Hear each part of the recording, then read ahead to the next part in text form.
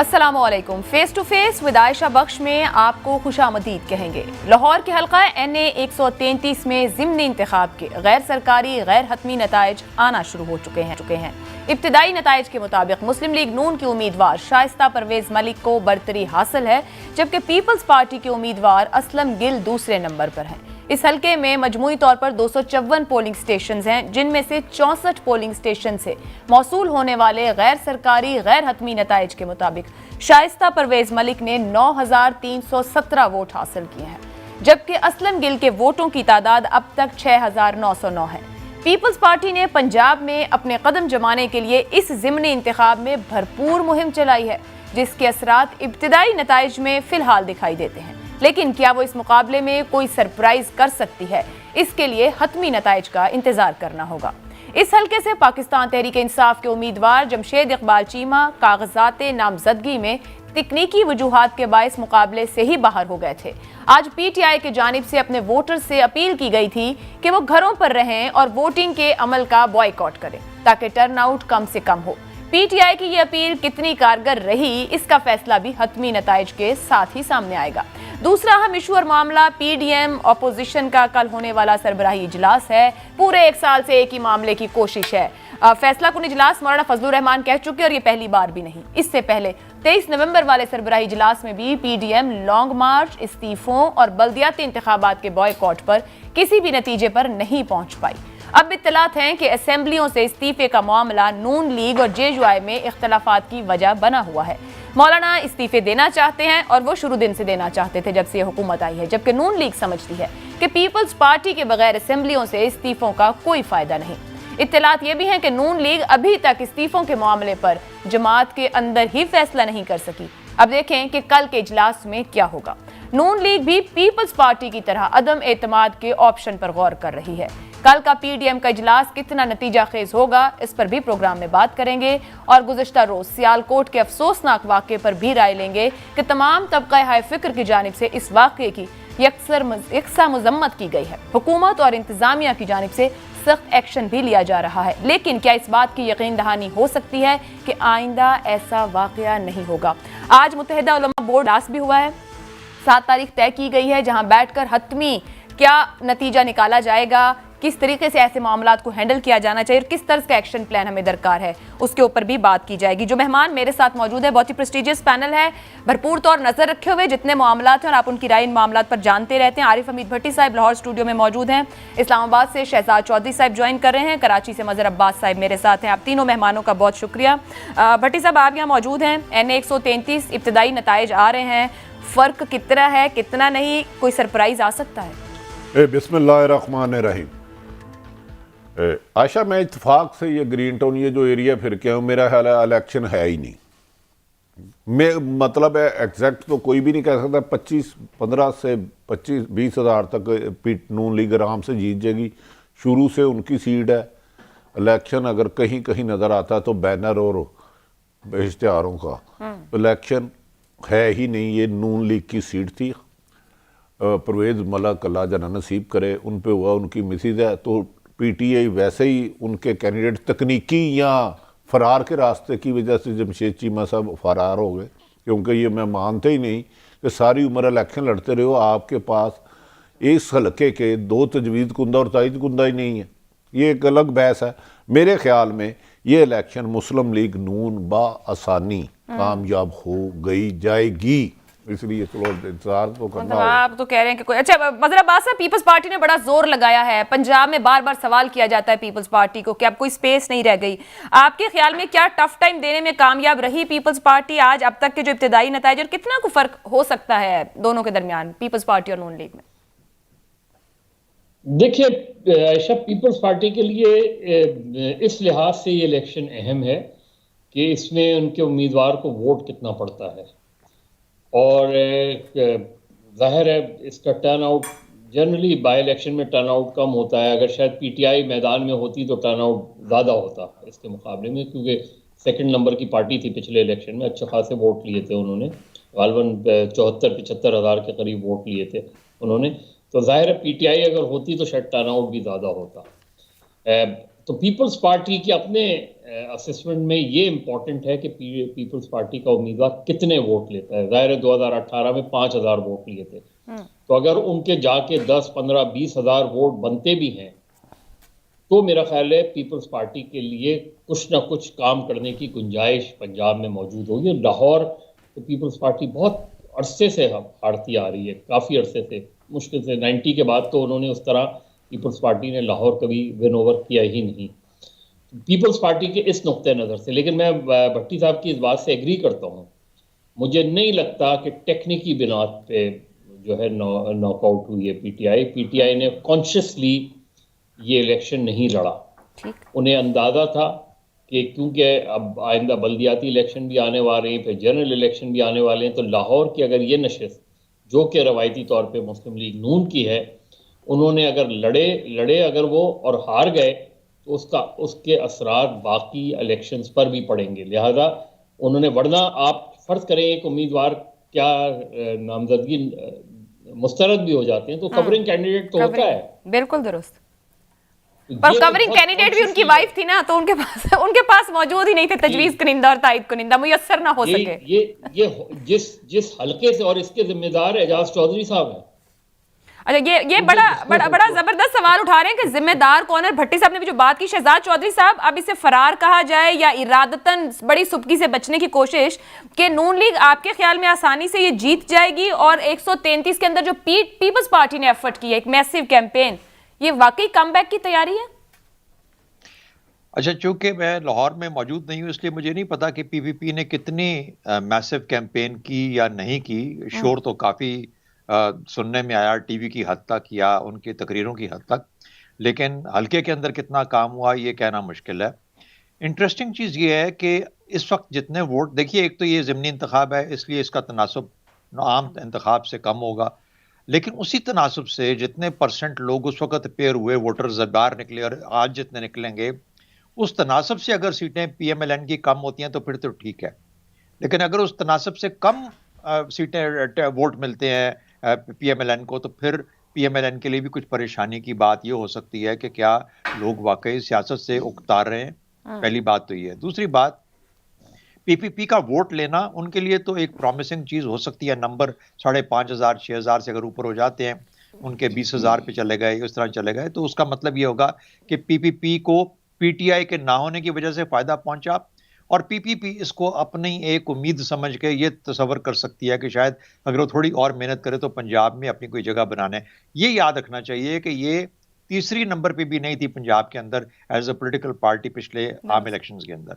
तो इसलिए ये तमाम चीज़ें ऐसी हैं जो कि बावजूद जिसके अंदर के पीटीआई का ना होना सबसे बड़ी बात, और पीटीआई अगर होती आज मिसाल के तौर पे और उनको वो वोट ना पड़ता तो उनके लिए भी एक बहुत बड़ा पैगाम था कि लोग, और गालिबन एक नविश्ता दीवार बन जाता कि ये लोग अगले आम इलेक्शन के लिए आपको इस तरीके से देख रहे हैं। तो ये तमाम चीज़ें थी जो कि इस इलेक्शन में देखी जा सकती थी, लेकिन बाहर सूरत पीपीपी की परफॉर्मेंस ये डिटर्मिन करेगी कि पीटीआई के कितने वोट पीपीपी को वापस गए, और पीटीआई के होने की वजह से फिर क्या असरात आएंगे पीपीपी के वोट की बैंक के ऊपर अगर वो अपना मोमेंटम मेंटेन करती हैं और पीटीआई इसी तरीके से पूरली परफॉर्म करती रहती है। ठीक, मैं भट्टी साहब, क्योंकि आप इस हल्के को और हम जहां मौजूद हैं, ये हल्का बहुत करीब है, यहीं पर है, तो वोटर को जो अपील की गई कि आज आप ना निकलें, अभी जैसे वो शाजिया मरी भी कह रही थी कि भाई आप खुद से कह रहे हैं लोगों को कि आप ना निकलें, वोट ना दें, तो ये क्या एक जमहूरी जमात के लिए मुनासिब अमल है कि इस तरह का पैगाम दे? थोड़ा कॉमेंट इस पर, ये जो इनकी कैंपेन के दौरान एक दूसरे के साथ इख्तिलाफ, वीडियोज़ का आना और ये सब कुछ। देखें, शाजिया मरी सब कराची में बैठी हैं, गलती से मैंने लाहौर में 8 सर यहाँ मौजूद है ना, लाहौर में भी है ना ये लोग, उनका सब हक है। 9 इलेक्शन कवर कर चुका हूँ, मैं कह रहा हूँ इलेक्शन है ही नहीं, आपकी नज़र में होगा, अच्छी बात है, मगर अब बात सब बहुत गहरे आदमी है, समुंदर से ज़्यादा और आसमान से ज़्यादा ऊंचे। इसमें पीटीआई क्यों भागी? एक तो 15-20 करोड़ जमशेद चीमा साहब का ज़ाया होना था। क्यों? पता था कि हारना है, पता था हारना है। दूसरा, साथ ही बल्दियाती इलेक्शन आ रहे हैं, ये बहुत बुरा मैसेज जाना था कि लोगों का गमो गुस्से का सामना करना पड़ना था, लीडरशिप सामने जा नहीं सकती थी। और इमरान खान साहब जो पंजाब में इलेक्शन नहीं करा रहे, उसकी यही रीज़न है, उन्होंने 3 अपनी एजेंसियों से रिपोर्टें ली हैं। उन्होंने कहा जी किस मुंह से जाएंगे आप इलेक्शन लेके, क्या बल्दियाती इलेक्शन में क्या नारा लेंगे? हमने 3.5 साल में क्या किया, तो यहाँ आगे क्या करेंगे। वो पंजाबी में कहते ना, भैड़े रोन ना लो, आपको अब पंजाबी नहीं आती, कि बुरे रोने से बेहतर है खामोश ही रहो, और पिछले लुट के खा गए। ओ भाई 3.5 साल हो गया है, अगर कुछ किया नहीं तो खामोश हो जाओ, बजाय कि बुरा रोते हो। आप कह रहे नहीं किया, वो कह रहे हैं कि बहुत कुछ किया और बड़ा इस्तेहकाम किया। मैं उनकी राय तो वो जो कुछ कहते हैं काबिल एहतराम है, मैं कह रहा हूं वो बुरा रो रहे हैं, मेरी ख्वाहिश है वो चुप हो जाए, क्योंकि अब लोग ये एक मुश्किल काम है इस हुकूमत के लिए, ये भी उनकी मर्जी है, ये उनकी मर्जी। देखें पीपल्स पार्टी ने जब अलीम खान साहब और अयाज सादक के हुआ, कमो बेशतर दोनों पार्टी को 1-1 अरब रुपया लगा। अगर कोई बंदा मुझे कैलकुलेशन कर दे कि बैनर कितने लगे थे, मैं उसको गुरु मान जाऊंगा। उस वक्त पीपल्स पार्टी के 1400 कुछ थे, फिर वो जो मीर साहब एक इलेक्शन लड़े 800 कुछ थे, खुशाम में कुछ थे। पीपल्स पार्टी ने कौन सा आके हल्का 133 में दोबारा जुल्फकार अली भट्टो आ गया जो उसके वोट बढ़ जाए। आज तो आगे चले गए ना, 7-8 हजार से ऊपर निकल गए। 20,000 भी वोट हो सकते हैं, ये इशू नहीं है, क्योंकि दूसरी तरफ है ही कोई नहीं कहता है। किसने वोट दिया? पीटीआई का वोटर उनको वोट दे रहा है या उनका वोटर पैदा हो गया यहाँ पे? उनका पीटीआई का कुछ लोग वोट दे रहे हैं, मैं आपको ये यकीन से कह रहा हूँ। देखिए वो कहता है रेस में तू कितने नंबर पे आया, कहता पहले पे, कहता अच्छा, कहता दूसरे पे कौन था, कहता मैं, कहता तीसरे पे, कहता मैं। उसने कहा क्या मतलब, उसने कहा रेस में और था ही नहीं। तो अब पीपल्स पार्टी का आखिरी नंबर आएगा रेस में, एक क्योंकि उसका वजूद नहीं है, वोटर के लिहाज से यकीनन बड़ी जमात थी, सियासत में नहीं है। नून लीग ने जीतना है, पीटीआई के लोग चुप नहीं रह रहे, क्योंकि जो पिछले दिनों वीडियो आई थी उसको मैंने भी तस्दीक किया, मैं भी उन लोगों के घर पहुंचा, मैं एक रिपोर्टर हूं ना, तो पैसे में बड़ी ताकत है, लोग आके वोट दे देते हैं। ग्रीन टाउन, बागड़ियां, ये उधर थोड़ा सा बैकवर्ड एरिया। पीपल्स पार्टी वाली वीडियो कह रहे हैं, वो तो कह रहे हैं असलम गिल के पास पैसे ही नहीं देने को, फिर कौन दे रहा था पैसे? कराची शहर है मदर साहब का, वहां से 30 करोड़ तो एक आया, बाकियों का मुझे नहीं पता। मैं ये नहीं कह रहा किस पार्टी के लिए आया, मुझसे कराची से लाए हैं हल्के के लिए। मजहर अब्बास साहब, यहाँ पे दोनों पार्टियों की जानिब से बड़े सख्त बयानात दिए गए हैं, मुखालफत की हद तक हल्के में हमें सियासत दिखती है, सिवाय वो बिलावल साहब का पेशावर का अगर हम स्टेटमेंट बाहर रखें। पार्लियामेंट के अंदर नून लीग और पीपल्स पार्टी इकट्ठे चलना चाह रही, क्या पीपल्स पार्टी समझ गई कि हल्के की सियासत मुख्तलिफ अंदाज में होगी और पार्लियामान के अंदर, क्योंकि इसी बात नुकसान उठा चुके पंजाब में? देखिए पीपल्स पार्टी, जाहिर मैं पीपल्स पार्टी को उस लिहाज से ब्लेम नहीं करता कि पीपल्स पार्टी की ये जो टैक्टिक्स थी कि पार्लियामेंट के अंदर वो करें, वो दुरुस्त थी, और उसकी बड़ी बेसिक सी वजह है। अब ये ज़रूर है कि ट्रस्ट बहुत, पीएमएलएन और पीपल्स पार्टी का ट्रस्ट डेफिसिट बहुत ज़्यादा है, लेकिन पीपल्स पार्टी को ये अंदाज़ा था कि आप लॉन्ग मार्च, एन ब्लॉक रेजिग्नेशन से कोई तीसरी क़ुव्वत तो आ सकती है, लेकिन इमरान खान की हुकूमत जा नहीं सकती।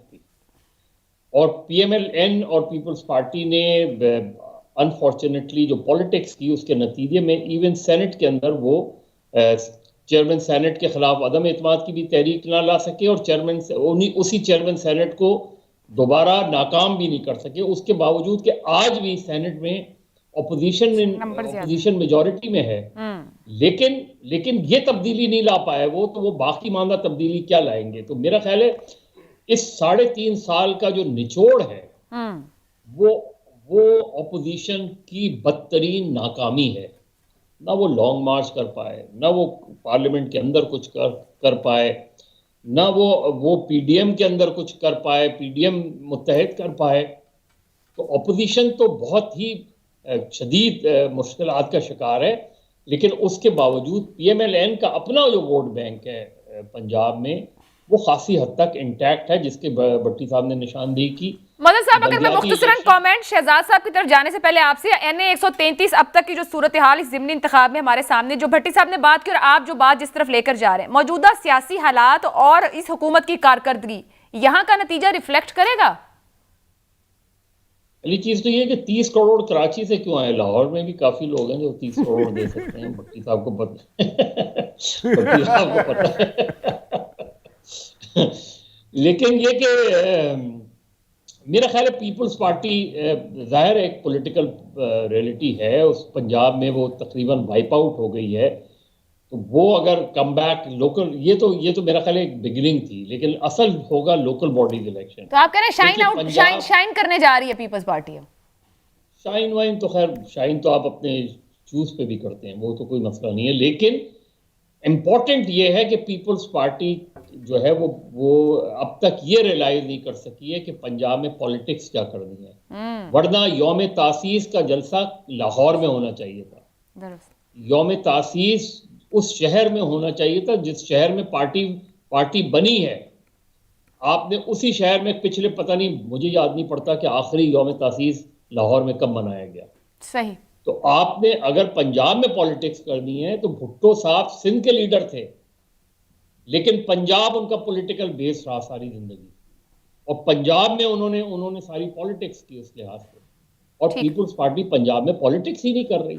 उसको मतलब पीपल्स पार्टी के पास बयानियां ही नहीं है पंजाब के अंदर वोटर के साथ जुड़ने के लिए। शहजाद चौधरी साहब, ऑपोजिशन की बात कर लेते हैं। पीडीएम की स्टीयरिंग कमेटी का इजलास, और 1 साल हो गया हम यही हालात देख रहे हैं। इस्तीफों से ये साल शुरू हुआ था, पीपल्स पार्टी निकल गई इस्तीफों का, और एहतजाज का कार क्या तय होगा ये नहीं ये कर सके अब तक तय। आपके ख्याल में ऑपोजिशन की कमजोरियां ही इस हुकूमत की सबसे बड़ी ताकत है? नहीं, मैं तो नहीं किसी कहता कि किसी की कमजोरी किसी की ताकत है। ये प्रॉब्लम ये है, दोनों तरफ, दोनों साइड पे बहुत ज्यादा कमजोरी हैं, और दोनों ही उन कमजोरियों की वजह से दूसरे की ताकत बन रहे हैं। लेकिन एक छोटा सा नुक्ता मैं जरूर कहूंगा, जो सवाल आपने मजहर अब्बास साहब से किया, वो ये कि जो जितने वोट इस वक्त अगर पीपल्स पार्टी को मिल रहे हैं, जो कि इस वक्त इंडिकेशन है, हालांकि कुछ कम ही इस वक्त पोलिंग स्टेशंस के नतीजे आए हैं, लेकिन अगर इसी रेट से मिलते रहे तो फिर तो परेशानी की बात यह है कि बहुत सारे ऐसे लोग जो कि कहते थे कि एनी बॉडी बट पीपीपी, किसी को भी दे देंगे, पीपल्स पार्टी को नहीं देंगे। 2013 के इलेक्शन के अंदर आप अंदाजा लगाएं पीपल्स पार्टी की स्टैंडिंग क्या थी, और अब अगर वहां से कोई एक कैंडिडेट 5,500 से अगर 20-25 हजार पे या 30 हजार पे चला जाता है, चाहे वो लूज ही करे वहां पे, तो इसका मतलब है कि पीटीआई के बहुत सारे लोग जो कि पीटीआई को सपोर्ट कर रहे थे, अब इसमें हरज महसूस नहीं करते अगर वो पाकिस्तान पीपल्स पार्टी के लिए निकल के उसको वोट कर रहे हैं। अब उसमें पैसा भी होगा, बैलेट स्टफिंग भी होगी, सब कुछ है, लेकिन कुछ ना कुछ मौजूदगी वोटर्स की भी होगी।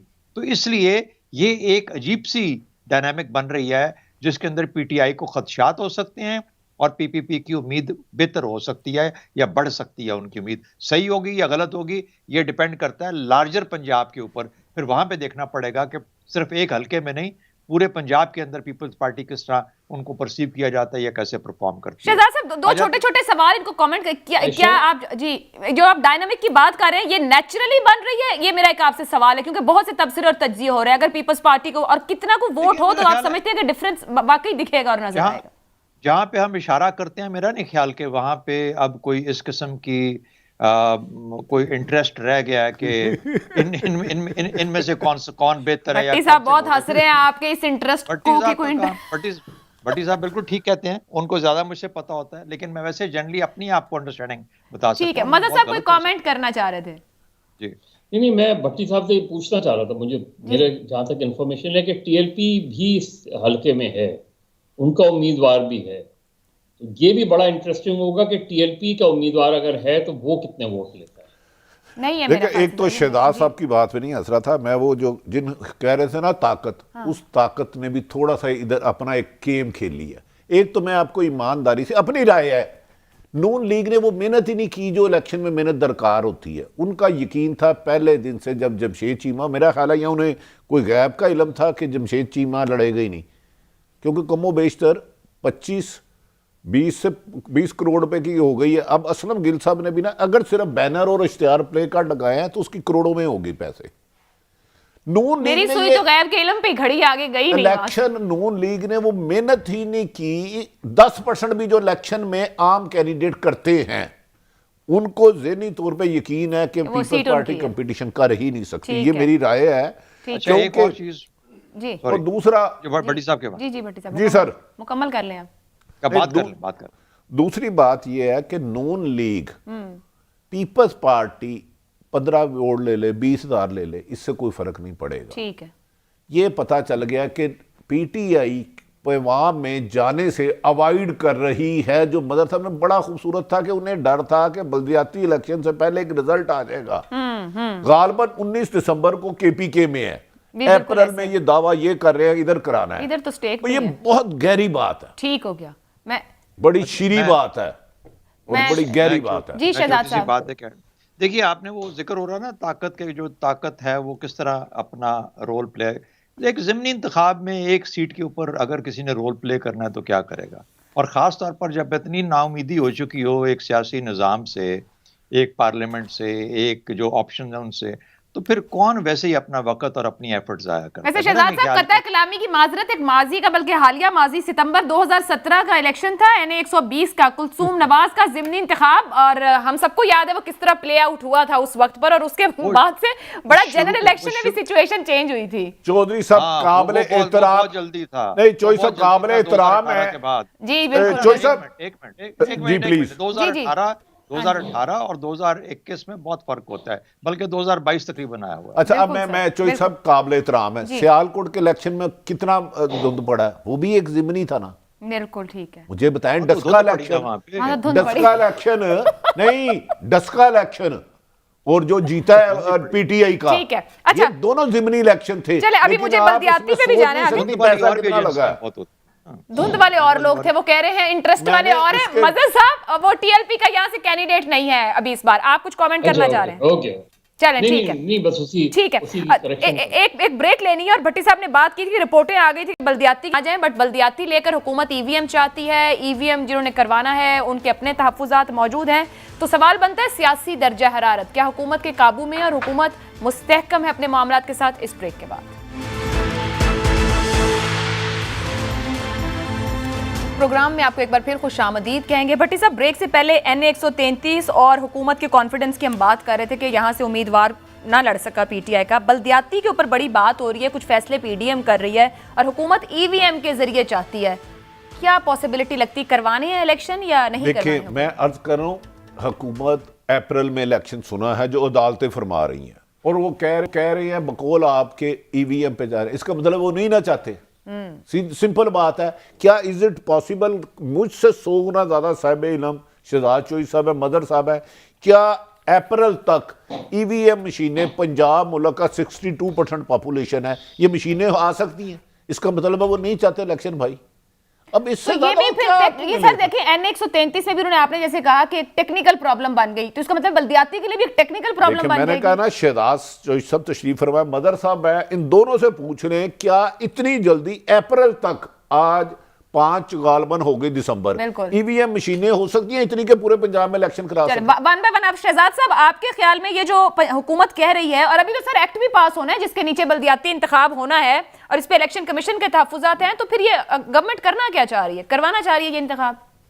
अच्छा, आज ही की खबर है, अखबार में मैंने पढ़ा है कि इलेक्शन कमीशन ने कहा है कि हम ईवीएम मशीन्स को अगले बल्दियाती इलेक्शन में ट्राई आउट करना चाहते हैं। उन्होंने कुछ आइडेंटिफाई किए हैं हल्के जहाँ पे ये काम करना चाहते हैं। उसके लिए उन्होंने 70 मशीनें मांगी हैं ministry of science and technology से, ताकि उनके ऊपर एक मॉडल चेक या मॉडल उसका जो केस है वो बनाया जा सके। अच्छा, अब अगर ये 70 मशीनें भी आना मुश्किल हो जाती हैं इंतखाबात के लिए, और यकीनी तौर पर ये खैबर पख्तूनख्वा के जो इलेक्शंस हो रहे हैं वहीं पे कुछ हल्के होंगे उसको करने के लिए, अगर मुमकिन नहीं हो पाता तो इसका मतलब है कि, और फिर ये भी नहीं हो सकता कि खैबर पख्तूनख्वा के ना हो लेकिन पंजाब के अंदर से कुछ जगहों पे हों, कुछ पे ना हो, यानी ये मुमकिन ही नहीं हो पाएगा। और ख़ास तौर पे जब आप बल्दियाती इलेक्शन की बात करते हैं कि बल्दियाती इलेक्शन तो एक तो कॉन्स्टिट्यूंसीज छोटी हैं, बहुत ज़्यादा लोग उसमें शामिल होते हैं जगहों जगहों पे, तो इसका मतलब यह है कि उतनी मशीनें कहाँ से आ सकती हैं? तो एक प्रैक्टिकल हिसाब से एक इम्पॉसिबिलिटी लगती है। मेरा अपना ख्याल ये है कि हुकूमत वक्त को, जिनका बहुत ज़्यादा इंसिस्टेंस है, इसको रिव्यू करना पड़ेगा, और प्रैक्टिकल डिफिकल्टी के पॉइंट ऑफ व्यू से इलेक्शन कमीशन उनको ये साबित कर पाएगा कि हमें ये नहीं करना चाहिए। दूसरी बात, कुछ लोग जो कि इलेक्ट्रॉनिक वोटिंग मशीन से अगर जीतते हैं या हारते हैं, और कुछ लोग नॉर्मल पर्ची सिस्टम के अंदर हारते जीतते हैं, उनमें इस किस्म का आपस में डिफरेंस होगा कि कोई उसको नहीं मानेगा और कोई उसको नहीं मानेगा, तो ये मुश्किलात आएंगी। इसलिए इसको बहुत सोच समझ के और कुछ साल लगाने के बाद इसको सिस्टम के तौर पर राइज करना चाहिए। मतलब साहब, एक तो ये वाकई क्या हुकूमत के पास, ये जैसे हम इधर की बात करें कि टेक्निकल इशू बन जाएगा, शिबली फराज साहब की तरफ से भी आया है कि शायद जुज़वी तौर पर मुमकिन हो, लेकिन मैं तो फिर बात करूँ, अभी तक तो एक्ट भी नहीं आया। वहाँ सिंध में भी बल्दियाती इंतखाब का मामला, तरमीमी बिल फंसा हुआ है। हुकूमतों की चाह ही नहीं है कहना कि हम जमहूरी हैं, और लेकिन नीचे अवाम तक पहुंचाएं। ये बड़ी बदकिस्मती है कि जो हमारी सिविलियन गवर्नमेंट्स हैं वो लोकल बॉडीज इलेक्शन में ज़्यादा दिलचस्पी नहीं रखती, और ये वक्त ने साबित किया है कि जो नर्सरीज हैं, पॉलिटिकल नर्सरीज हैं, जिससे आपके लोग आते हैं, नए ऊपर आते हैं। आप चाहे बल्दियाती इलेक्शन तो सबसे बड़ी नर्सरी होती है। उससे नीचे जाके तुलबा यूनियंस होती हैं, मजदूर यूनियंस होती हैं। इन तीनों नर्सरीज को हमारी पॉलिटिकल पार्टीज ने बिल्कुल ख़त्म करके रख दिया है। पीएमएलएन की पंजाब में स्ट्रेंथ की एक बड़ी वजह लोकल बॉडीज़ रही हैं, क्योंकि वो उसके बेशुमार लोग उसी लोकल बॉडीज़ से निकल कर आए हैं। तहरीक इंसाफ भी खैबर पख्तूनख्वा में लोकल बॉडीज़ से में उनकी स्ट्रेंथ बनी थी, वहाँ से उन्होंने कम बैक किया था। मेरे ख्याल में पीटीआई जो है वो पंजाब में इस वक्त लोकल बॉडीज इलेक्शन नहीं चाहती, माँ सिवाय मेरा ख्याल है फवाद चौधरी साहब जोर दे रहे हैं कि हमें बल्दियाती इलेक्शन कराने चाहिए, और ख़ुद इमरान खान चाहते हैं बल्दियाती इलेक्शन हो जाएं। लेकिन जो उनके मेजॉरिटी है उनका व्यू ये है कि अगर इस स्टेज पे बल्दियाती इलेक्शन में हम हार गए, तो बल्दियाती इलेक्शन अगर आप हार गए तो आम इंतखाबात के मजहर साहब, ये आपके भट्टी साहब ने ऊपर बात की 3 एजेंसियों की रिपोर्ट वाली, और मजहर साहब कह रहे हैं कि वो चाहते हैं, सब चाहते हैं, और आप कह रहे थे नहीं चाहते। इमरान खान सब चाहते हैं कि इलेक्शन हो।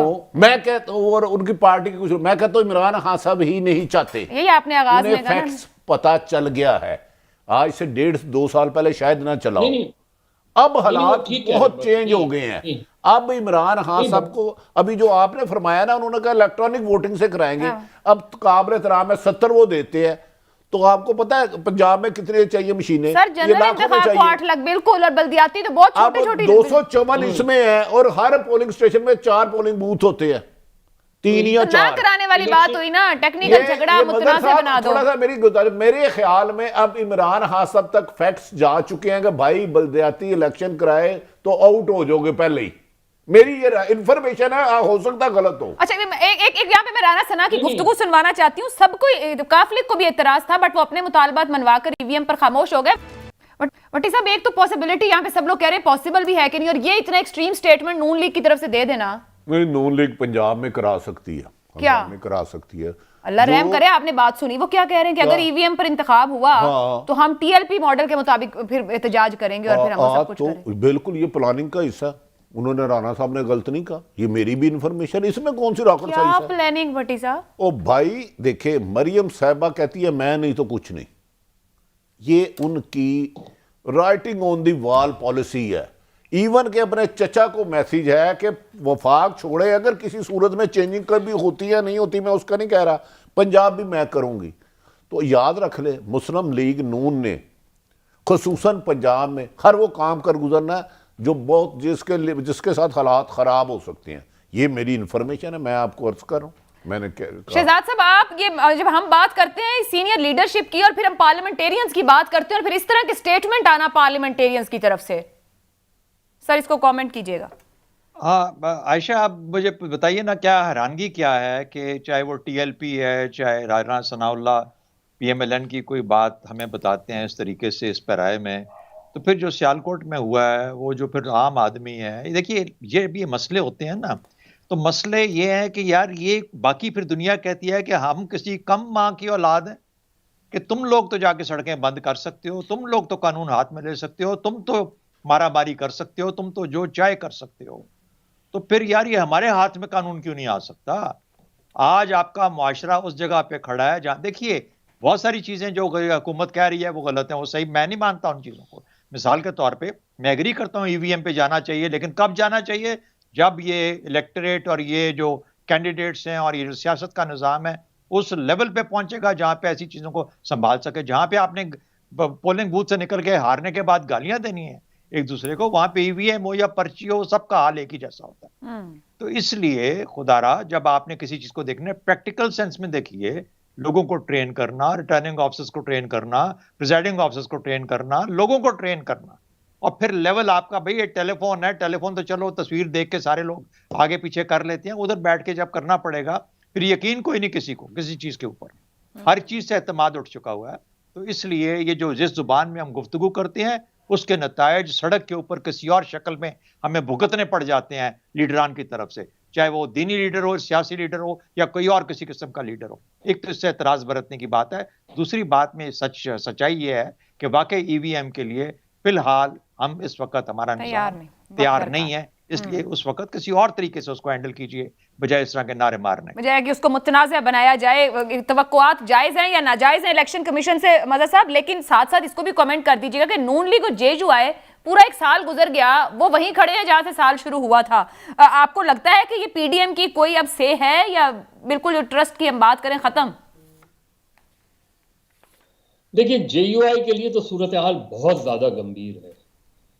जेयूआई अगला इलेक्शन भी मुझे नहीं जीतते नजर आ रहे खैबर पख्तूनख्वा में।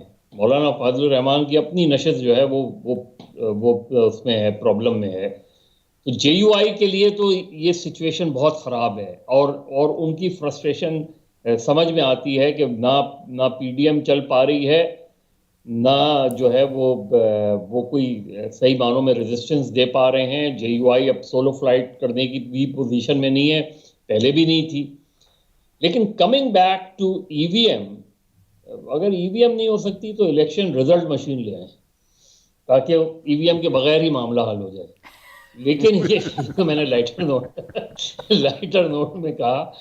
सर कोई संजीदगी से ना ले ले, बता देंगे ये ऐसा मुमकिन नहीं है। नहीं, ये संजीदगी से बताने की क्या जरूरत है। इलेक्शन रिजल्ट मशीन अलग होती है, वो बहुत पहले से है। आरटीएस की तरह की होती है। हाँ, लेकिन ये मैं आपको बताऊं कि ये जब 2018 के इलेक्शन हुए थे तो उस वक्त पीटीआई के बहुत से लोगों का ख्याल था कि फौरी तौर पे लोकल बॉडीज इलेक्शन करा दें, क्योंकि इस वक्त लोहा गर्म है, हम निकाल जाएंगे लोकल बॉडी। बिल्कुल। ये जो गैप आया है इसमें इनके लिए मसले मसाइल खड़े हो गए। जाहिर है अब इनकी अपनी प्रॉब्लम है। फिर पीएमएलक्यू 6 या 7 डिस्ट्रिक्ट तो उनके हाथ में हैं, उनको दे दिए गए हैं। तो पीएमएलक्यू के इतराज़ात, तो इसलिए पीटीआई जो है इस वक्त पीटीआई बिल्कुल भी नहीं चाहती इस वक्त लोकल बॉडी इलेक्शन। ये मैं वो बता रहा हूँ कि जो प्राइम मिनिस्टर और फवाद चौधरी वाली साहब वाली बात थी, ये बात सही है कि इंटेलिजेंस ब्यूरो की भी और बाकी एजेंसीज की भी जो रिपोर्ट है वो यही है कि पीएमएलएन जो है वो ग्राउंड पे काफ़ी तगड़ी नज़र आती है लोकल बॉडीज इलेक्शन में। और पिछला लोकल बॉडीज भी पीटीआई हार गई थी, जो गालबन 2015 या 16 में हुए थे। और अब भी सूरत हाल जो है वो पीटीआई के लिए बहुत मौका नहीं है। तो बहुत बड़ा रिस्क होगा अगर लोकल बॉडीज में जाते हैं, क्योंकि लोकल बॉडीज के रिजल्ट रिफ्लेक्ट करेंगे आइंदा इलेक्शन को। ठीक। भट्टी साहब, अब मज़हर साहब ने मौलाना पे तो बता दिया पीडीएम में, अभी आपने कुछ देर पहले मरियम और बात की, नून लीग के अंदर भी एक बयानिए की तफरीक है। सर मरियम कुछ खामोश हुई हैं। भट्टी साहब, ये जो लीक है, ऑडियो वीडियो लीक, ये सियासतदानों को बहुत, तमाम लोगों को बहुत डिफेंसिव नहीं कर रही हैं, खामोश करा रही हैं? मैं इस गंद के खिलाफ हूँ पहले दिन से, क्योंकि ऑडियो वीडियो लीक सियासतदानों के जब अखलाकियात और जमहूरियत तबाह हो जाए तो ऑडियो और वीडियो का सहारा लिया जाता है। जब कोई आप जद्दोजहद नहीं कर सकते, लोगों को अपने विजन से कायल नहीं कर सकते और इस गंदगी खेल में आते हैं, मैं इस खेल में जाता ही नहीं। मरियम साहबा हमारी बहन है, अल्लाह उनको बेटे की शादी मुबारक को 15 दिन की छुट्टी जाना, उन्होंने क्या करना था? लकड़ियाँ इकट्ठी करनी थी। वो तो 50,000 मैनेजर है। असल बात ये है कि देखें, पीडीएम का कल जलसा 6 दिसंबर को, पीडीएम का कल जलसा होगा एक और जलसे की तारीख देने के लिए। कमो बेशतर अगर 1000 नहीं तो 100 दफा से ज्यादा ये हुकूमत गिरा चुके हैं इमरान खान साहब। बावजूद के करप्शन भी है, नाअहली भी है, लेकिन अपोजिशन की उससे बड़ी नाअहली की वजह से ताकतवर लोगों ने उनको सहारा दिया हुआ, जिनके बारे में, जिनके वो मदर साहब ने कहा था, जिनके पास मशीन होती है, ना वोट गिनते हुए नजर आती है, ना गिनने वाले नजर आते हैं, लेकिन रिजल्ट नजर आता है। सिर्फ उसकी खूबी एक ये है। तो लिहाजा कल मेरी इतला है कि मौलाना फजल रहमान ने 3 दिन पहले मोहतरम नवाज शरीफ साहब को लंदन फ़ोन किया है, मैं शहबाज शरीफ से बात नहीं करूँगा, मुझे आप ट्रक की बत्ती के पीछे लगा रहे हैं। अगर आपने 6 दिसंबर को इस्तीफे देने का ऐलान ना किया तो मैं पीडीएम से अलग हो जाऊंगा। हो सकता है ना हो, क्योंकि उनके पास कुछ और है नहीं। जैसे वो कह रहे थे ना कि उनकी अपनी सीट खतरे में है, उनके पल्ले ही कुछ नहीं। वो तो इस वक्त डेस्परेट हुए हुए पीडीएम को हैं। नून उनकी लीग और चला रही है। मरियम की स्ट्रेटेजी कोई एक ही है बिल्कुल, लेकिन शहबाज शरीफ और हमजा उसके बिल्कुल बरक्स है। तो देख लीजिएगा ना, उन्होंने वार्निंग दी हुई है। कल क्या वो लॉन्ग मार्च और इस्तीफों का ऐलान करते हैं तो फिर समझे वाकई अपोजिशन सीरियस है। अगर फिर अगली डेट दे देते हैं कि जनरल कौंसिल बुला ली, फलां बुला ली, तो फिर ठीक है। जो नहीं, इसमें एक छोटी सी बात कमेंट हम जो देख रहे हैं शुरू से, क्या नून लीग पार्लियामान की सियासत करना चाह रही है, सड़क की करना चाह रही है, ये तय हो सका अब तक? नहीं, ये तय नहीं है।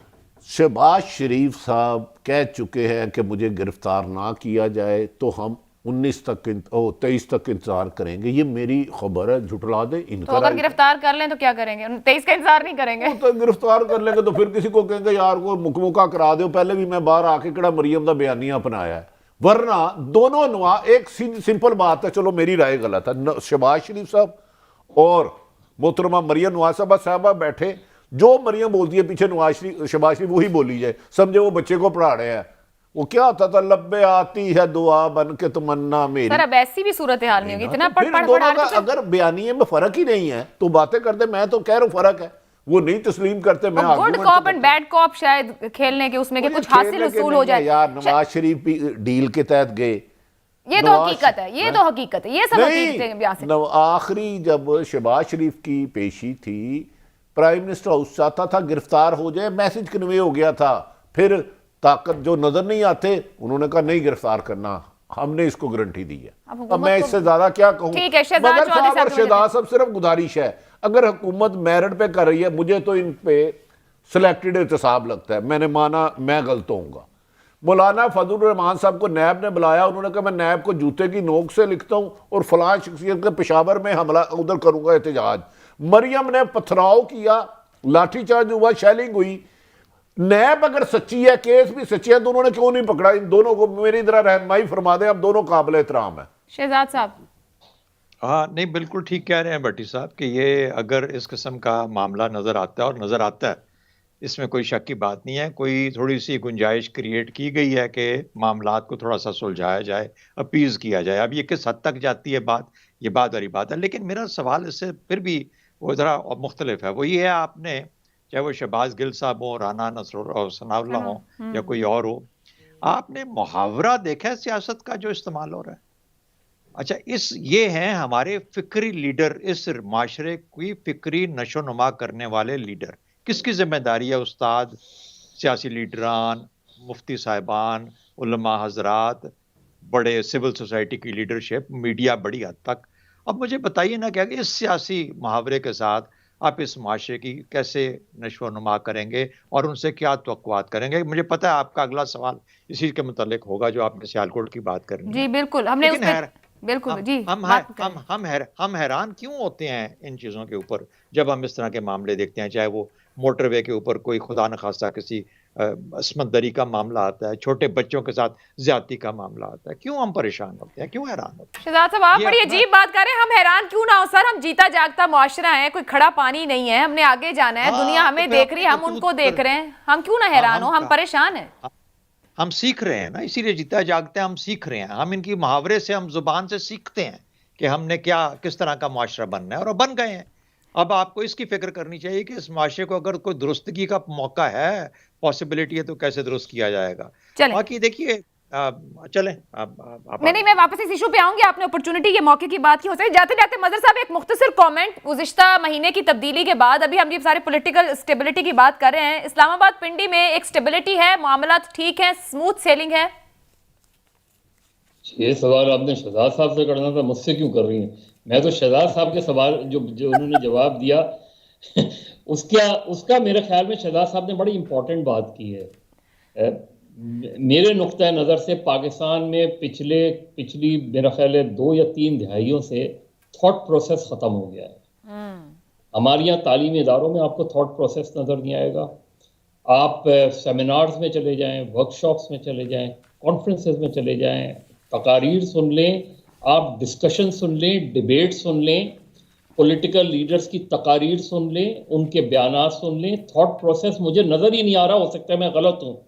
आप सियासी जमातों की एक ज़माना था, मुझे MRD के ज़माने में याद था, उनके अगर आप रेजोल्यूशंस उठा के देख लें तो वो इतनी डिस्कशन के बाद वो रेजोल्यूशंस बनाए जाते थे। तो मेरे ख्याल में पाकिस्तान का इस वक्त सबसे बड़ा अलमिया ये है कि यहाँ थॉट प्रोसेस ख़त्म हो गया है।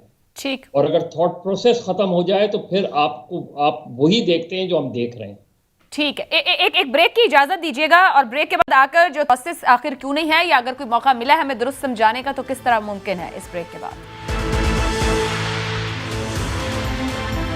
प्रोग्राम के आखिरी हिस्से में आपको एक बार फिर खुश आमदीद कहेंगे। सियालकोट वाक़े पे वज़ीर इत्तलात फवाद चौधरी की गुफ्तगू सुनिए।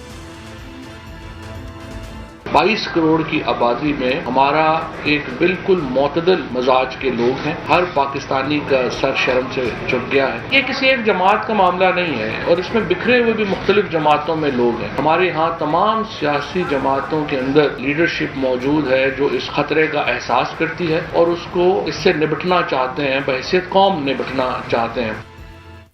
शहजाद साहब, मजम्मत, एहसास, शर्मिंदगी, सूरत हाल यकीनन अलार्मिंग है बहैसियत मुआशरा हमारे लिए। क्या हम वे आउट इसमें से निकाल सकेंगे कोई?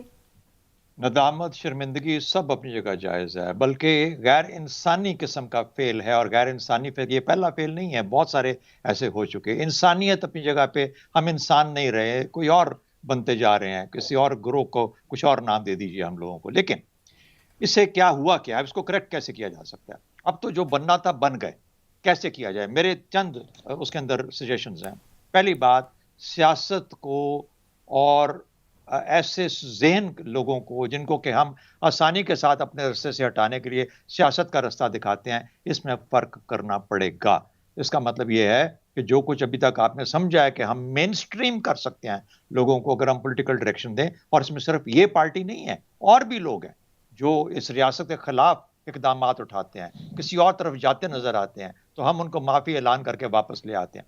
पहली बात। दूसरी बात, कानून की अमलदारी क्यों नहीं है? इसलिए क्योंकि जब बड़ा कानून को नहीं मानता, उस पर फॉलो नहीं करता, उसको उसके ऊपर लागू नहीं होता, तो फिर मैंने जिस तरह कहा, जो बाकी दुनिया है 99% ये कम माओं के बेटे नहीं है।